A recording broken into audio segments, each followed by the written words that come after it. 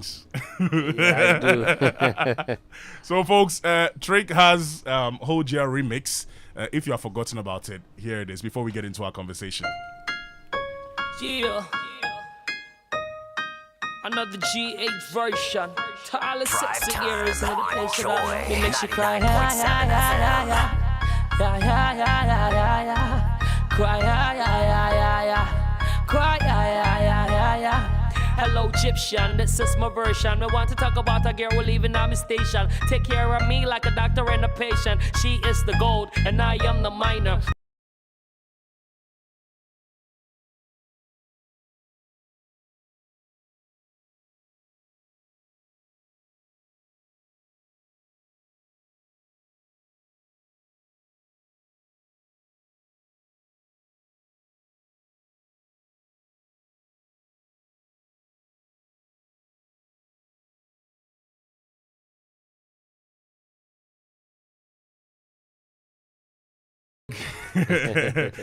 These were then times, Yes, right? yes. How are you feeling at this time, though? You mean when we were recording Yeah, the when song? you were recording this particular song. Oh, it was all fun, and funny thing is, I didn't even write this particular one. Oh, really? Yeah, so I found myself in the studio with Joby and in EL at EL studio those days, Sue, and they're like, oh, like this we've done a remix to this song. Blah, blah, blah. I said, okay. Then I also want to let me just try something on the beat. So they had even recorded and released theirs. Okay. And then that evening I just entered the booth and I did this one, did the hook and everything, and I released it that same evening. And it was a banger. And it was a banger. Yeah. It was like you had the Midas touch at the time. Like every single record that you dropped. Yeah, it was fun. Because I remember when Atanyumo in my life came my through. It caused a scene in Ghana, and everybody loved it. What was your inspiration behind those kind of records that you dropped at the time? Well, at the time, it was just everything that was happening around me, and I think because I was able to connect with the vibrations and all that at the moment, a lot of people could relate, because if you're a young guy coming up, there are few challenges that you face, especially in our setting. So a lot of people could relate. It's surprising, but I think it was divine, because surprisingly it was the era where there were records like Kongwaso and all those hot bangers, club bangers, and so for a song like My Life to have made it, I knew it was just divine. I see. I know a lot of people would agree with me that the sound of Trigmatic has changed. Yeah. But even before we got here, when I say here, I mean songs that you released in recent years. Your song evolved, your sound evolved even in 2016 with this particular song.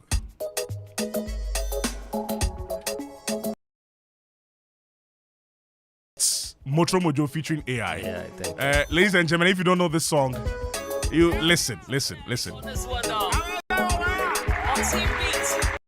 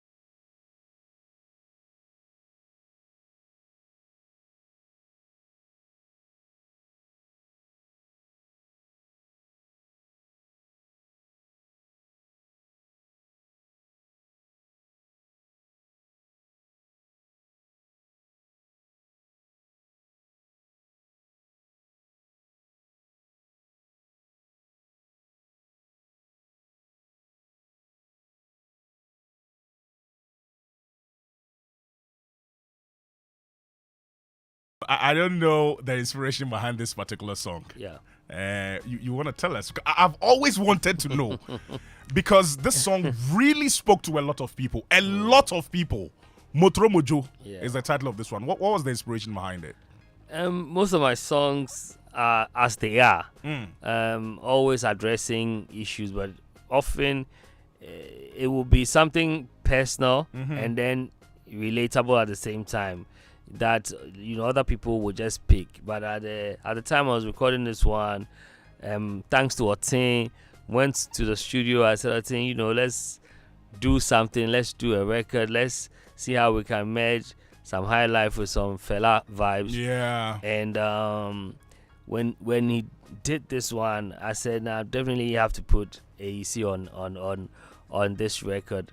And we sent the record to AEC. Well, in fact, we were supposed to record at the same time in the studio, but something happened. We couldn't record, so I left it for him. And when he sent it to me, he had done the hooks and everything, and including his verse. Oh wow! And I did both of my verses, and we wrapped it up. But yeah, we needed to talk about the hypocritical nature of people. Yes, so. That's what the song is addressing. I know quite a number of people know your story. I mean, for those who don't know, maybe they would have to do a recap from some of your old interviews. But we know that it's not been completely rosy for you. Not like some 100% everything on a silver platter for you. And I say this because, like you said, some of the experiences are personal. Others are also descriptive, right? Yeah. A song like Usikenti is one of the best songs to come from your camp. Thank you. Usikenti udimatem and then we are seeing. Thank you. You understand? You drop songs with Wolasi, Diplomatic Thief, and what have you. What moved you to change your sound? Because you mentioned, for example, inspirations from Fela Kuti. Yes. Now, when we hear you, we see the direction you're going. Yes. More consciousness than just the club bangers and what have you. What happened? Okay, so that's a good question. Just around that same time when I recorded Sikenti, through Otin, I met Akable. And, hats off for him. He sort of picked me like a son, and like he will always like call me, talk to me about personal things, and I'll also ask him questions about this whole music thing. And then I went to Spain on a project, and during that project, they're supposed to teach us how to build opportunities and employment through music investigations. And I realized the importance of music, or using music as a tool for social change. And then I asked myself, as I'm entertaining the people, but don't I have a responsibility to use my music to uplift, to educate, to disseminate information as well? And that's what's changed everything. Then when I came, I went to Nigeria for for Felabration. It was my first time on Felabration. Okay. That changed everything. That just changed everything. Because I remember I went there with my band and my producer at the time, Genius, and we realized we had to change our set. We had to put an African element in all the songs I was going to perform. You were lost, kind of. Yes. Was it that you were the only one that was doing the kind of songs you were doing? I felt so. Okay. Because we were there, and then people would come and be doing their sound checks and rehearsing, and you could hear that kind African sound, that rich sound. And I'm like, no, bro, this is what we. Just when I was thinking to myself, Genius came and said, Charlie, it'd be like we for change your sets inside. I said, bro, like you pick this in the spirit, because, and I think I did my sound check right after Simi. Okay. And Simi, if you listen to Simi's first album, it has that vibe. You know. So when she was doing her thing, I was like, wow, this is crazy. I think like the band themselves felt like we need to do something about that sound. And then that really changed everything. I got the chance to go to Karakuta myself, you know, visited the man's room, you know, went to his tomb and all that. So you know, there was that connection. There was that connection. Would you say it's a clear case of preparation meets opportunity? Yes. I'm asking because I'm definitely going to be talking about Osagyefo Night. Yes. Was it that you had a part of you that was Pan-African, but you weren't exhibiting them through your music, and that you got a wake-up call when you went to Celebration? Yes. That was it? Yes, that was it. Rightfully said. And because I remember when we got there, if we were not prepared, we couldn't have changed our set list. We actually did change the set list. We couldn't perform, you know, some of the songs you played earlier. And thankfully, I had recorded Motromojo, I had recorded Usikenti. So we picked it from there. And yeah, those were the songs. And right after that show, they put me on another show, which we had not planned for. Obviously, they enjoyed the first one. Did, right. What we did. So I also performed at the Freedom Park, and it was a mind-blowing performance. And since then, they've been inviting me for almost every celebration. Would you say it's been worth it? Would you say it's been worth it? Because, you know, excuse my French, but a lot of the plastic music that people do are what the masses enjoy. Yes. And so would you say doing songs like Usikenti and all these other songs, including even the remix of My Life is a very deep and inspirational song. Yeah. Would you say it's been worth it? Are you able to get all the, you know, concerts? Are you put on the concerts and what have you? Has it been worth it towing the Pan-African line in your music? Well, contrary to that, it's been painful. But, you know, to answer you, it's been worth it. It's been very fulfilling. But then our fathers say there's an old adage that says that open ear obre. Right. I've always wanted to push for excellence. And so, yes, it's been a period of loneliness. It's been a period of, you know, feeling misunderstood and what have you. But staying consistent to the vision has been gainful. You know, because, and I was telling my brother a few days ago that if I had not done what I did at the time, because when I was doing it, it was very painful. I mean, I lost team members. You know, some of them didn't understand like what you were doing. You know what you know. Suddenly you're doing this. It means that also there are certain things that we cannot do any longer. You know, so then, you know, if not, you know, we're done. Wow. Because we want you to do this, and you're not willing to do that.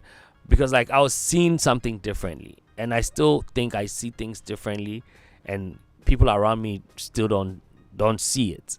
You know, I'm not easily moved by what's happening. I look beyond that. I ask myself where my music will be in the next 20 years, 30 years. When I'm 60, will I still enjoy my music? Today, tomorrow, you know, Daddy Luba will be 60 or 61 and 60 or 61 and 60, right? 60. And it's been over 30 years of him performing actively and recording.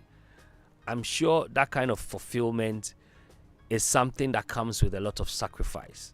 You would choose a certain line, and you would want to follow it and make sure that you don't lose it. You know, and so if you can't really go through the pain, you're not ready for it. And so, yeah, I feel very fulfilled, I must be honest. Did you lose any deals? Any you know, deals? So many. Because of the decision to toe the Pan-African line. Yes, so many. I remember, and I can't mention names, but I remember a few promoters, especially when I started performing live. A few promoters said, people are complaining that live the live sound, it will not be the same as like playing with a DJ's deck and all of that. So, if this be the thing, then we know go, and obviously when you're also performing with the band, the cost is higher, and so we would. So I wasn't playing shows. Wow. But then what I did was that I didn't want my craft to die inwardly. I needed, so in order for us to keep rehearsing, I created a studio in East Legon where there was a live rehearsal studio that I was always rehearsing with the band. I put myself to do other shows and even have my own shows, which is what gave birth to my live concert and Osagyefos Night. Wow. Yeah. But would you also say that because the team left you because you lost deals, you left radio, which was quite disappointing to me. You stopped all these things. Yeah. Is that why you went into farming, for example? No. So, for farming, I just met it. It wasn't planned at all. It wasn't even something I would have done. Okay. A friend introduced me to it. I wanted to give it a try. Okay. And then, we just started doing more and more and more. And that also taught me so many things. It's not for impatient people. I like that. Yeah, it's not for impatient people. I like that. You'd need a lot of patience. Right. And life is such that you have to be ready for whatever comes your way. I had to take a firm decision to say no to radio. I wasn't like fired or anything. No, we know. But I felt like there was a season coming that would need my time. And so if I still remain there, I may not have the time to do all the things. And then right after Amazing Voices came, I had to travel for months. Yeah. And so it's like I knew something like that would happen. Yeah. Trig, on the 4th of October, you're doing something special. We know you for it. Osagyefos Night 2024. Trigmatic and Friends live in concert. We're celebrating Nkrumah's legacy in music, arts, and theatre at Alliance Francaise. Yes. What is it about? I mean, I'm sure everyone knows it by the name, celebrating Nkrumah's legacy. Yes. But how did this come about? You mentioned that, you moved from one point to the other, making these decisions of towing the Pan-African line. And so then eventually it birthed forth Osagyefos Night. How did it come about and what should we expect? So Osagyefos Night, like you said, was birthed out of the love and, discovering so many things that Dr. Nkrumah did for the arts. And some of the things I personally didn't know. But traveling around Africa, I realized that anytime I went somewhere and I said, I'm from Ghana, his name comes up. And when I look at how they eulogize him, I'm like, we don't do this that much. So why not do something in honor? And I must say, a big respect to Antoine Mensah. When I told him, we should do a concert, it was like, let's do it around Dr. Nkrumah. And I was like, let's do it. Because when you go to certain countries, they live him. They respect and adore and honor the things that he's done. So I took time and read a bit more about some of the things that he'd done for arts. And it blew my mind. Wow. And since then, I was like, look, let's do this and call it Osagyefos Night. If not for anything, to remind the people in the art space that, look, this is a man that really had the arts at heart and actually did things that would enable the industry. Right. And it's been running for how long now? For 3 years. So this 3 is years. actually the 3rd edition. Okay. Because COVID came and we couldn't continue. Right. Yeah. So what are some of the things that we should expect at Osagyefos Night? So expect storytelling performance. You would get your Trigmatic favorite songs. The likes of Jinyami, Sikenti, Motrobo Joe, My Life, the remix. some of the amazing features that I've done. Yeah. But this time we're doing something special. We're adding theater to it. Oh, you don't say. Yes. So this is actually a collaborative work with the Bibi Groma group and the Ghana Dance Ensemble. So we're telling that Trigmatic story and connecting it to the Nkrumah story. Wow. You know, we have likes of Nana Asase who will be narrating the entire story. So it's actually, when you enter to the space, it's like you've entered a book. Okay. So if you miss any part, you really will miss. It's not your usual concert when you come and it's all jam. But this is a concert when you come, you learn lessons, you take something home. You definitely will take something home. So more of art, theater. So it's arts, like a whole theater, experience. A whole experience. Ah. You know, a whole experience. From say 3 p.m., there will be an art exhibition. Art inspired by Nkrumah. Artists who are inspired by Nkrumah will be displaying their works. And then from 6 p.m. exactly, the performance begins. And when it starts, it doesn't end. I'm doing over 20 songs on stage live with Adrian Paband and a few of the artists that are featured. Yeah. Trig, I can't believe that you're doing all this for 100 CDs. Yes, it's just 100 CDs. A true Pan-African. It's not just about the money. I see. No, I see. it's To impact people positively. Exactly. And to remind Nkrumah. So please put out the details again. It's on the 4th of October. It's on the 4th of October. And then it starts 6 p.m. is when we have the concert. But come earlier and see some of the artworks that the guys are going to showcase. You can purchase some if you want. There will be things to snack on. There will be drinks as well. So you can come during the day. And then the evening is when the performances will start. So it's a whole day's event. And if you want to purchase a ticket, where do we get if you want to purchase a ticket, go to the website www.trigmaticmusic.com and you will find the links to purchase. You can purchase via Momo or use your card, whether it's Master or Visa card. Wow. You can still purchase. Wow.